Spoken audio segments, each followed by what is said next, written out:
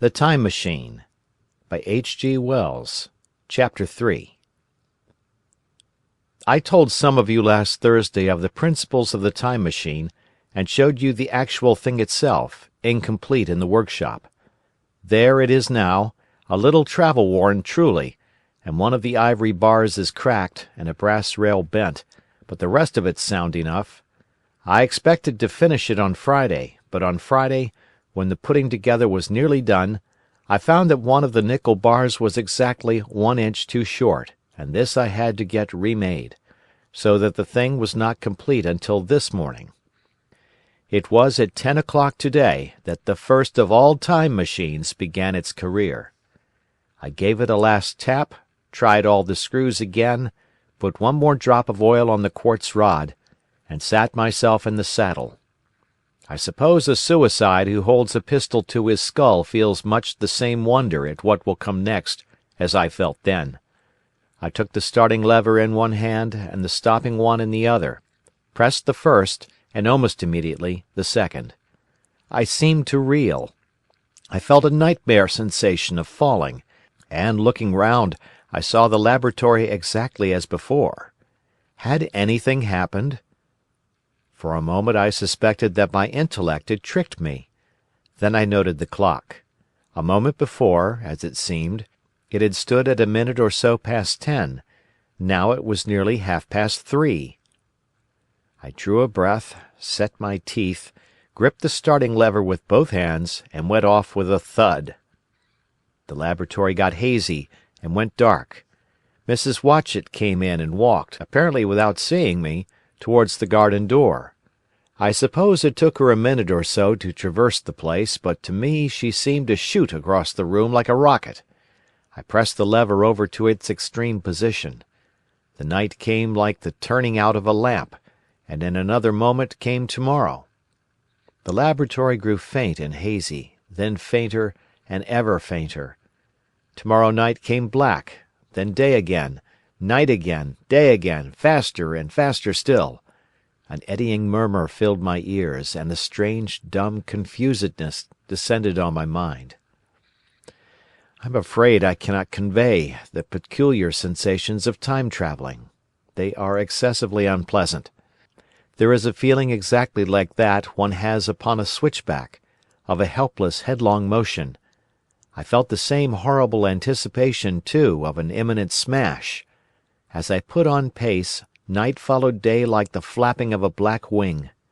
The dim suggestion of the laboratory seemed presently to fall away from me, and I saw the sun hopping swiftly across the sky, leaping at every minute, and every minute marking a day.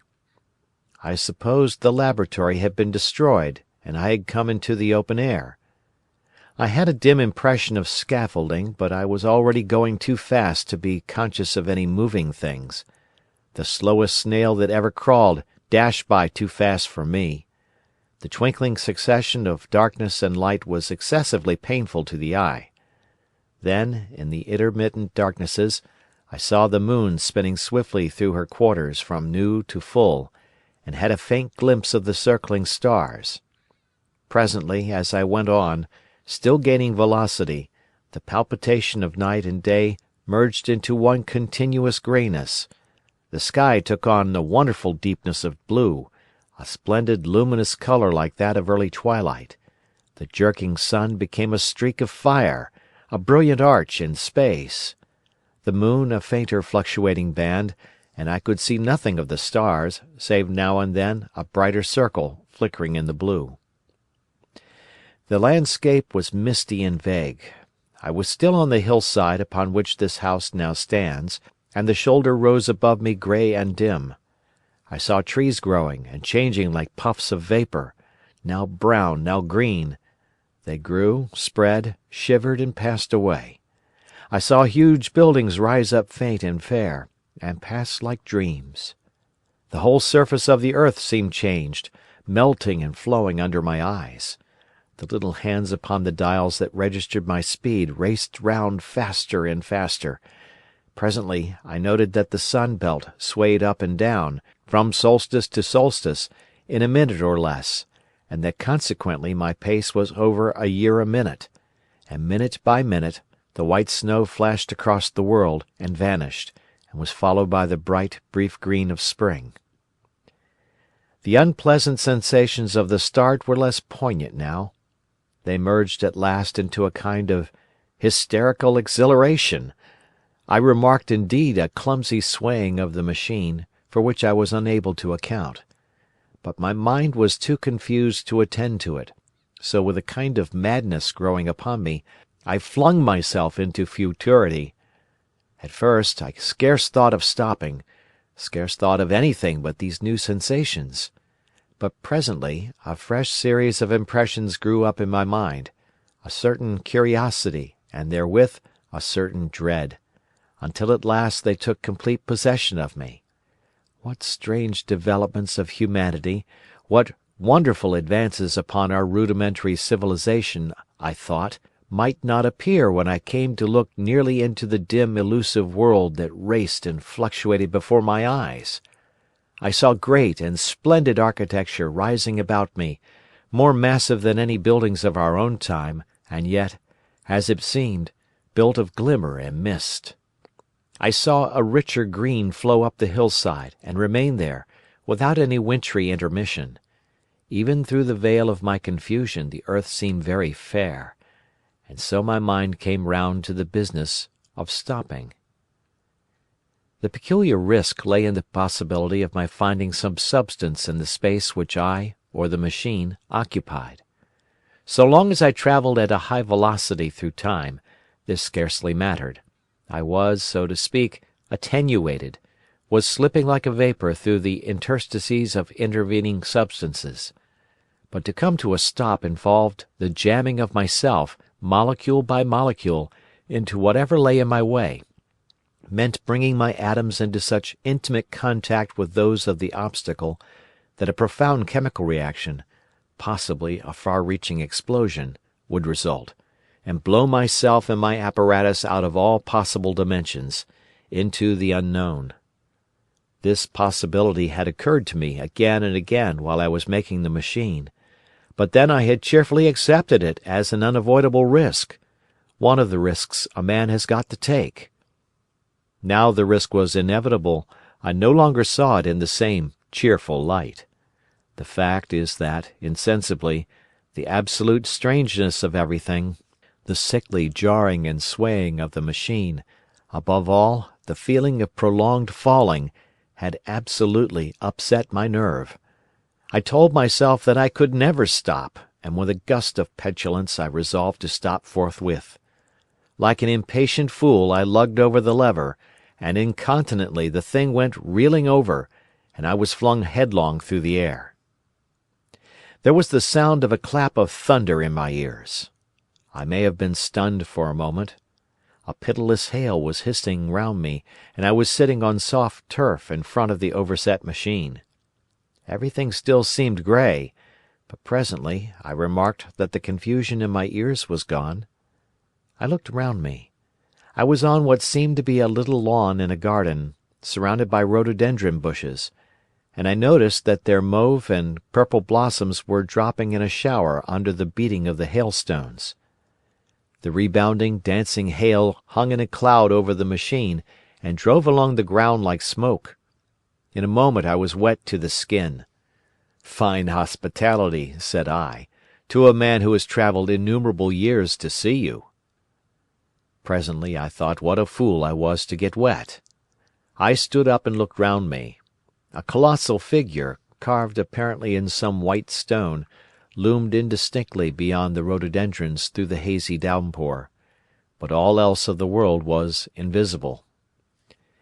My sensations would be hard to describe.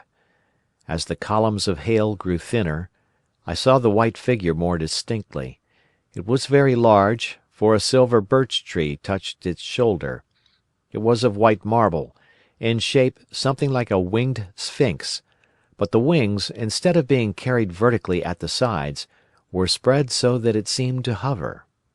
The pedestal, it appeared to me, was of bronze, and was thick with verdigris.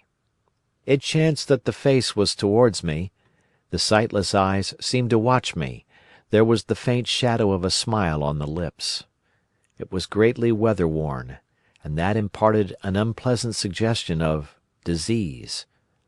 I stood looking at it for a little space, half a minute perhaps, or half an hour.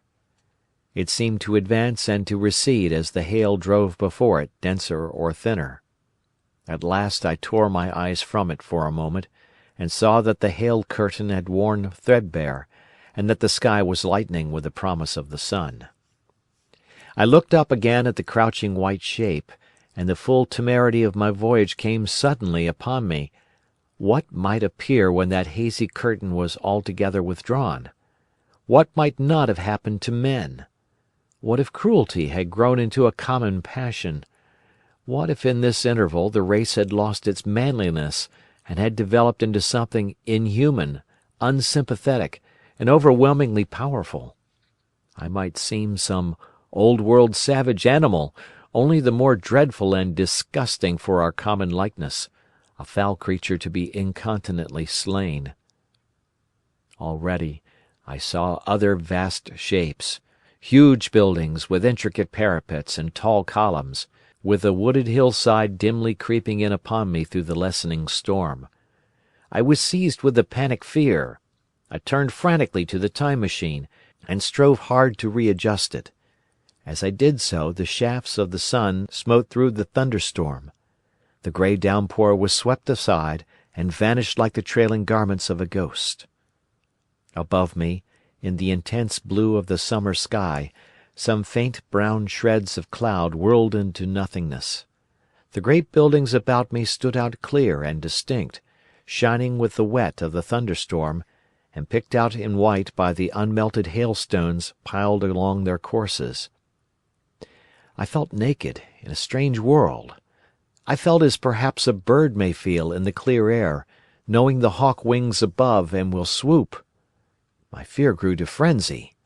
I took a breathing space, set my teeth, and again grappled fiercely, wrist and knee, with the machine.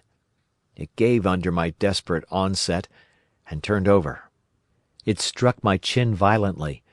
One hand on the saddle, the other on the lever, I stood panting heavily in attitude to mount again. But with this recovery of a prompt retreat, my courage recovered. I looked more curiously and less fearfully at this world of the remote future. In a circular opening, high up in the wall of the nearer house, I saw a group of figures clad in rich soft robes. They had seen me, and their faces were directed towards me. Then I heard voices approaching me. Coming through the bushes by the white sphinx were the heads and shoulders of men running. One of these emerged in a pathway leading straight to the little lawn upon which I stood with my machine. He was a slight creature, perhaps 4 feet high, clad in a purple tunic, girdled at the waist with a leather belt. Sandals or buskins, I could not clearly distinguish which, were on his feet. His legs were bare to the knees, and his head was bare. Noticing that, I noticed for the first time how warm the air was. He struck me as being a very beautiful and graceful creature, but indescribably frail. His flushed face reminded me of the more beautiful kind of consumptive, that hectic beauty of which we used to hear so much. At the sight of him, I suddenly regained confidence. I took my hands from the machine.